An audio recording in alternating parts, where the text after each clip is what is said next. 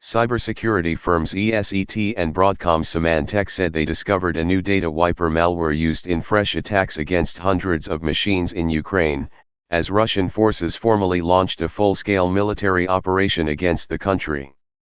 The Slovak company dubbed the wiper Hermetic Wiper, aka killdisk.ncv, with one of the malware samples compiled on December 28, 2021, implying that preparations for the attacks may have been underway for nearly 2 months. The wiper binary is signed using a code signing certificate issued to Hermetica Digital Ltd, ESET said in a series of tweets. The wiper abuses legitimate drivers from the EaseUS partition master software in order to corrupt data. As a final step, the wiper reboots the computer. At least one of the intrusions involved deploying the malware directly from the Windows domain controller, indicating that the attackers had taken control of the target network. The scale and the impact of the data wiping attacks remains unknown as yet, as is the identity of the threat actor behind the infections. But the development marks the second time this year that a destructive malware has been deployed on Ukrainian computer systems after the Whispergate operation in mid-January. The wiper attacks also follow a third massive wave of distributed denial of service, DDoS, attacks that hit several Ukrainian government and banking institutions on Wednesday, knocking out online portals for the Ministry of Foreign Affairs, Cabinet of Ministers, and Rada, the country's parliament.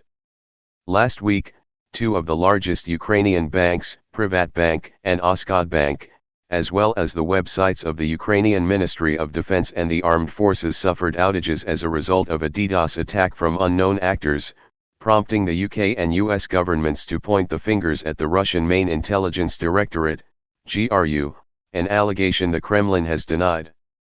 Campaigns that use DDoS attacks deliver torrents of junk traffic that are intended to overwhelm targets with the goal of rendering them inaccessible. A subsequent analysis of the February 15 incidents by the CERT-UA found that they were carried out using botnets such as Mirai and Mary's by leveraging compromised MikroTik routers and other IoT devices.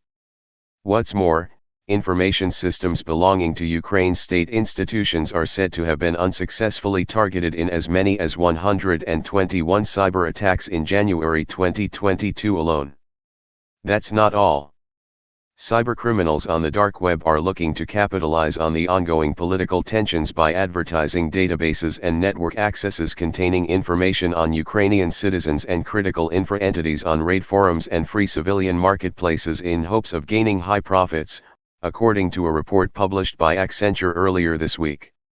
The continuous onslaught of disruptive malicious cyber acts since the start of the year has also led the Ukrainian law enforcement authority to paint the attacks as an effort to spread anxiety, undermine confidence in the state's ability to defend its citizens, and destabilize its unity. Ukraine is facing attempts to systematically sow panic, spread fake information and distort the real state of affairs, the Security Service of Ukraine, SU, said on February 14. All this combined is nothing more than another massive wave of hybrid warfare.